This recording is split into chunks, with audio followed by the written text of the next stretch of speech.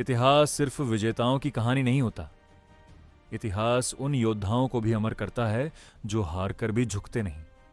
भारत की इसी धरती पर एक ऐसा राजा पैदा हुआ जिसकी आंखें छीन ली गईं, लेकिन उसका निशाना आज भी जिंदा है।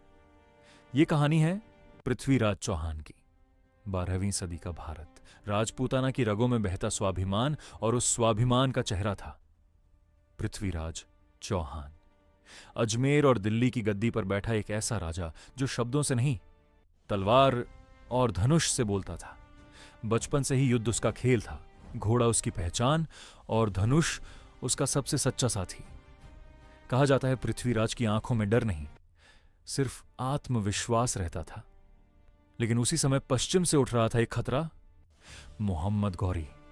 1191 तराइन का मैदान, धूल, शोर, टकराती तलवारें और रणभूमि में गूंजता युद्ध घोष। उस युद्ध में पृथ्वीराज ने गौरी को पराजित किया। दुश्मन सामने पड़ा था, पर राजपूत धर्म ने तलवार रोक दी। दया दिखाई गई और यही दया आगे चलकर सबसे बड़ा अभिशाप बन गई। 1 साल बाद 1192 गौरी 1192 से वापस लौटा। इस बार छल के साथ रणनीति बदली गई थी। रात के हमले, धोखे और विश्वासघात ने युद्ध की दिशा बदल दी। त्रायन का दूसरा युद्ध, और इस बार पृथ्वीराज हार गया। राजा को बंदी बना लिया गया, उसकी आंखें छीन ली गईं। एक ऐसा योद्धा जो कभी सूरज की तरह चमकता था, अब अंधेरे में धकेल दिया गया। गौरी ने सोचा, अब यह राजा खत्म हो चुका है। दरबार में अपमान किया गया, हंसी उड़ाई गई। लेकिन कोई नहीं जानता था कि योद्धा की ताकत आंखों में नहीं, आत्मा में होती है। पृथ्वीराज शांत खड़ा रहा और बोला, मैं शब्द भेदी बाण विद्या जानता हूं। दरबार में सन्नाटा छा गया, घंटियां लटकाई गईं, आवाज गूंजी। पृथ्वीराज ने धनुष उठाया।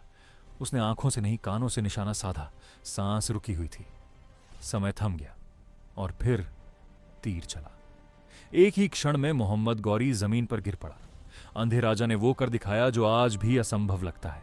पृथ्वीराज चौहान शरीर से हार गया, लेकिन इतिहास में अमर हो गया, क्योंकि कुछ लोग रात से नहीं बल्कि बलिदान से पहचाने जाते हैं। ये थी कहानी भारत के उस महान योद्धा की जो मरकर भी हार नहीं पाया, पृथ्वीराज चौहान।